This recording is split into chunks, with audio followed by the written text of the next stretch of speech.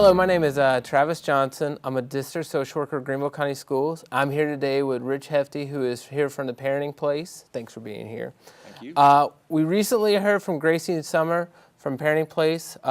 Please tell us about your position and services that you provide there. Absolutely. I do work at the Parenting Place along with Summer and Gracie. My role is the fatherhood director, and as an agency, we service families as a whole. My role is to come in and work with the fathers, whereas we have a whole group of home visitors who work with the moms and the young children in the homes. What we've determined is that the dads are a very important part of it as well. So I get the opportunity to work with the dads, particularly the younger fathers, maybe some teen fathers, but just to address some specific needs that are specific to the fathers that help them interact with their family and with their children, but again, just from a male point of view. Right. Well, I'm excited about the service you do provide, especially to our fathers. Where do you typically meet the fathers? Like, where do you meet with them at? I'm sorry. At this point, we're very flexible on that. What I like about our program is we do have the ability to either meet in a group setting. If we've got several that we need to meet with together, we can meet. We've met at schools. We can meet off-site somewhere, like a coffee shop, things like that. But as well, we also have the ability to meet in-home, maybe one-on-one. Again, maybe someplace like a coffee shop, which is a lot less threatening for some guys, just to kind of set some neutral territory there. But again, that is one of the nice parts about our program is that we have the flexibility to go wherever we need to. Awesome. Okay. When talking with the fathers, though, what topics are usually discussed, and why do you feel the father's role is necessary? The main topics that we'll cover, they're going to range from specifics of dealing with, especially with the teen fathers that we work with, of maturing from being a teenager into that role of a father, into manhood, as it reaches that point. So again, that will encompass a lot of things, from just how to function in society, what employers may look for, relational issues, things like that. But then we do delve more into some of the specifics of child development, parenting techniques, maybe conflict resolution, and just some general relational skills. So again, it's a pretty wide gamut, but we want to make sure we're giving these guys a good base and a good foundation to build on. Okay. And what would you say is one of the biggest struggles the fathers have today? I think the biggest struggle for fathers, for men in general, is just admitting they need help. I think a lot of guys understand it and we silently know it, but admitting that to somebody else and asking for that help is really the biggest hurdle. Because once we're past that, the guys that we work with are very receptive, but a lot of us are conditioned to just be your quote-unquote self-made man and figure it out on our own. Right. Yes, right. What would you say is one thing every father would like to share with his baby? Probably the biggest thing that is going to be beneficial for a father to share with the baby initially, but even the children as they get older, is just an unconditional love. So many times, children will work to earn something. They'll work to earn attention. They'll earn, which is fine, but in the moments where they don't, they need to have that safe base to come back to and understand that my dad still loves me regardless. And again, that's going to empower them to go even further in those uncertain times because they do have that to fall back on. And then what tips can you give to fathers to be more visible in their child's life, I guess, piggybacking on that? Sure. Probably the biggest thing, and this sounds very, very simple and basic, but it's just to be there.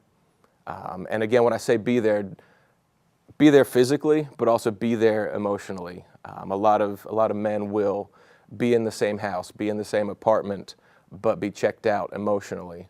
And over time, that the children, that does take away from that relationship. So my encouragement to them is to don't just physically be there, but be engaged. Find out what your children like, and then participate in it with them. Because as you do that, you're going to be much more likely to develop a give and take relationship that the sooner you can put it in place, the dividends that it's going to pay long term are huge. And I know too, being a father too, the key thing too, I think sometimes is just having fun with it. Absolutely. And learning it. And I think that's the fun part is just making sure you do have fun with it. Yeah, you're exactly right. Yep. as well as for our students and everybody else, is there a waiting list for the fathers to receive services? There's not at this point. We, because of the flexibility that we've got built in, as well as our current caseload, we don't have a waiting list. Eventually there may be one, but again, at this point, we're pretty excited about the fact that when a need is identified, we can address it immediately. And can you give any tips to the ways to cope with stress of being a father? Yeah, it's be flexible. It's because no 2 days are going to be the same, and I think understanding on the front end that there is going to be stress is huge. A lot of people, if they go into it expecting that things are going to be easy and I'm not going to, stress is very alarming, and it kind of throws them off their game. So if you go into it understanding that yes, there's going to be stress, I would say build some people around you, whether it's going to be friends, whether it's family, the baby's mom. Have that network in place so that when you are stressed, you have somebody to talk to, which again is another point. Have open communication. Be willing to talk about this stuff because again, the more you bottle it up, the less healthy it gets. And then even beyond that is just, you mentioned like with the children, finding an activity they enjoy. I tell dads, find an activity that you enjoy because it's a good time to not feel as if you have to go do something just for the stress relief. But find a hobby, if you like reading, find a place you can go and read, just pull away. Not for a long period of time, but just that time to get it alone by yourself, de-stress, and then be able to come back fresh and ready to go. Right. Is there a fee for this service for your program? There's not. Our program is free and it's voluntary. So again, that opens it up even to a wider range of folks. Of course. Okay. And with your agency, what do you appreciate the most about it, and what do you think sets it apart from others? I think what I appreciate most about our agency is the fact that we've got a great team already in place. And as I mentioned, I'm the fatherhood director working specifically with the guys, but we've got a whole team of ladies that do the home visiting for the moms, and they've been doing it for long enough to be a great support system. There's so much knowledge there when it comes to the child development, parenting techniques, things like that. We can operate as a team, and if I don't know the answer to something, I can talk with one of them, get their perspective on it, and then maybe it's the same information, but we're just going to relay it from a man's point of view. So again, the support that's already there because we've got an established agency is huge. And then what sets us apart, I think, again, comes back to, it is a free and voluntary program. So that does differentiate us. But again, I keep coming back to flexibility. We don't have a cookie cutter program that you must meet the criteria to be involved in. We want to find out where people are, find out what their needs are, and go meet them at that point. And where are you guys located? I know you said that you will go to them and whatnot, which is awesome. But where are you guys located at? Our physical office, our main point of operation is at 1899 Gentry Memorial Highway, which is in Easley. We're right on that Easley-Pickens line.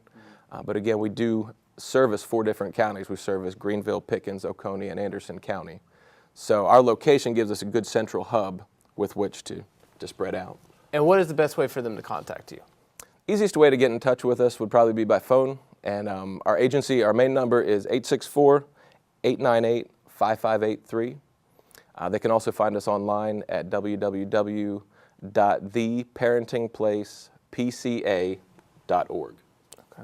And is there anything else you would like to share? The biggest issue, or the biggest thing I want to share is just the fact that we're very appreciative to get this opportunity to work with folks in a time of need. Specifically, I love the chance to get to work with these guys who are at a point in life where there's a lot of uncertainty swirling around. You don't know what's right, you don't know what's wrong, you don't know which way is up or down. Sometimes you just need that support system in place, and if we can step in and provide that, then as much as the information we're providing, the relationships we're providing are good for the folks we're working with, it's equally beneficial for us because we love having the privilege to meet these folks and get to know them. Right. So, okay. Rich, I want to say thank you for coming out today, talking to us, and also for your time and services you guys do. I love your program. And I just want to say thank you. Thank you very much. Yes,